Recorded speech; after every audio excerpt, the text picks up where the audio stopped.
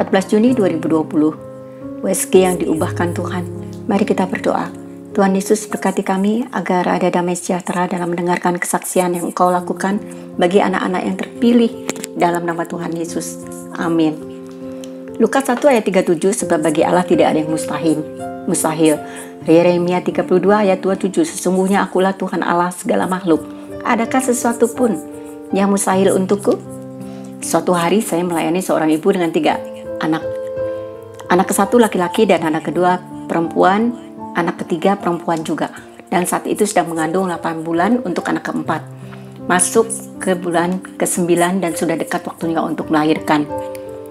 Di keluarga Batak, laki adalah raja, artinya sangat diharapkan. Dalam keturunan adalah anak laki sebagai penerus marga secara adat Batak. Dalam pelayanan itu, ibu itu sangat kecewa dengan hasil USG karena hasilnya adalah perempuan lagi. Jadi seandainya lahir maka akan mempunyai 1 lelaki dan 3 perempuan. Yang diharapkan adalah awal laki-laki dan akhir ditutup juga dengan lelaki. Itu yang disampaikan pada saya. USG adalah alat canggih dan sedikit kemungkinan walaupun tidak dijamin 100% ketepatannya. Tapi sudah dilihat bahwa bayi dalam kandungan ibu itu adalah perempuan.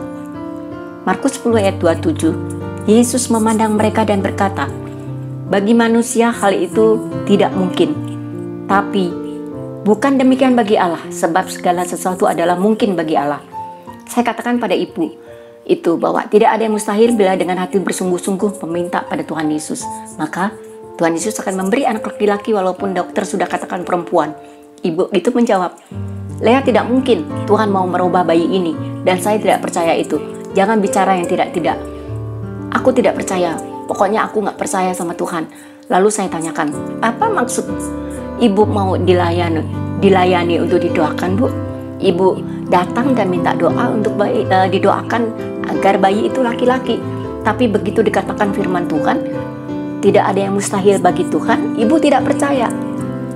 USG bisa salah, tapi Tuhan Yesus tidak bersalah, Bu. Tidak bisa salah kalau Tuhan Yesus. Akhirnya ibu bilang, ya udah doakan saja. Sambil si ibu cuek. Akhirnya saya doa dan sambil memegang perutnya yang sudah besar dan berdoa sesuai permintaan untuk meminta bayi lelaki.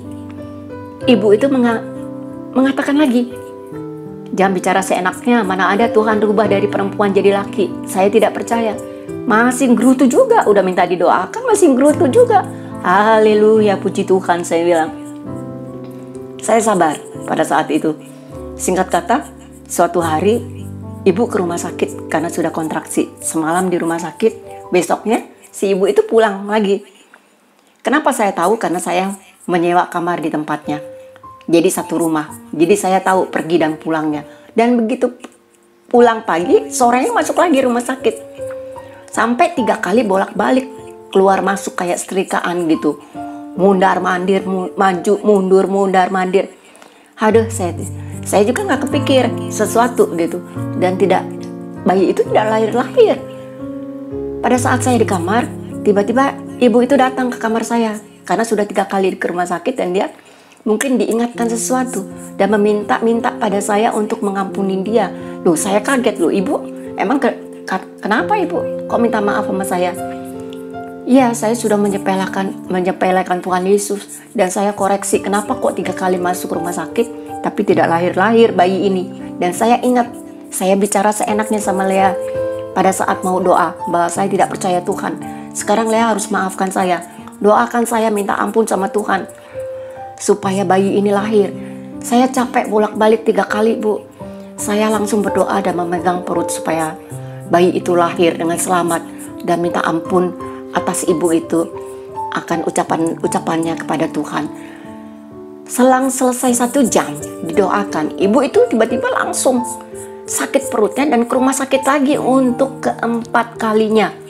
Dan selang 1 jam setelah dia mohon ampun pada Tuhan Yesus dan mohon ampun atas perkataan-perkataannya kepada saya, lahirlah seorang bayi.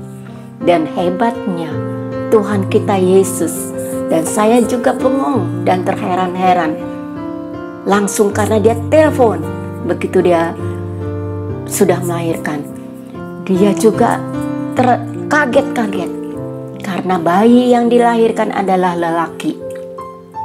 Alangkah luar biasanya Tuhan Yesus. Alat USG dikalahkan oleh kuasa Tuhan, dan mulut yang menghujat Tuhan dibetulkan pada saat minta maaf pada Tuhan, dan akhirnya dapat melahirkan. Tidak ada yang mustahil buat Tuhan Yesus. Bagaimana dengan kita? Masih gak percaya mukjizat akan terjadi? Rugi loh dengar intimidasi iblis yang terus membuat kita sedih dan ragu akan kemampuan Tuhan Yesus. Ubah sekarang. Taruhkan iman kita pada Tuhan Yesus, maka Dia yang akan bertindak buat kita. Tuhan tidak minta iman kita yang besar, cukup dengan firman dari Matius 17 ayat 20. Ia berkata kepada mereka, karena kamu kurang percaya, sebab aku berkata kepadamu, sesungguhnya sekiranya kamu mempunyai iman sebesar biji sesawi saja, kamu dapat berkata kepada gunung ini, pindah dari tempat ini ke sana, maka gunung ini akan pindah, dan takkan ada yang mustahil bagimu. Sebesar biji sesawi saja, maka keperluanmu bisa terjadi dengan iman sebesar biji sesawi. Maka persoalanmu bisa diubahkan. Air mata yang ditaburkan selama ini akan menjadi tuayan sorak-sorai. Mazmur 126 ayat 5 dan 6. Orang-orang yang menabur dengan mencucurkan air mata akan menuai dengan bersorak-sorai. Orang yang berjalan maju dengan menangis sambil menabur benih pasti pulang dengan sorak-sorai sambil membawa berkas-berkasnya. Amin. Tuhan Yesus memberkati. Mari kita doa. Tuhan Yesus berkati setiap orang yang mempunyai masalah kandungan agar mendapatkan keturunan dalam nama Tuhan Yesus. Dan bila ada kista, kiranya Engkau angkat kista itu dalam nama Tuhan Yesus. Berkati kandungan mereka Tuhan. Hamba-Mu serahkan para wanita yang merindukan keturunan kepadamu, supaya Engkau ubahkan. Yesus, Engkau Maha Pengasih dan pasti menjawab doa-doa yang dinaikkan oleh para pendengar kesaksian ini, terutama para ibu-ibu, kaum wanita yang belum mendapatkan keturunan. Ubahkan kandungan itu dalam nama Tuhan Yesus. Amin.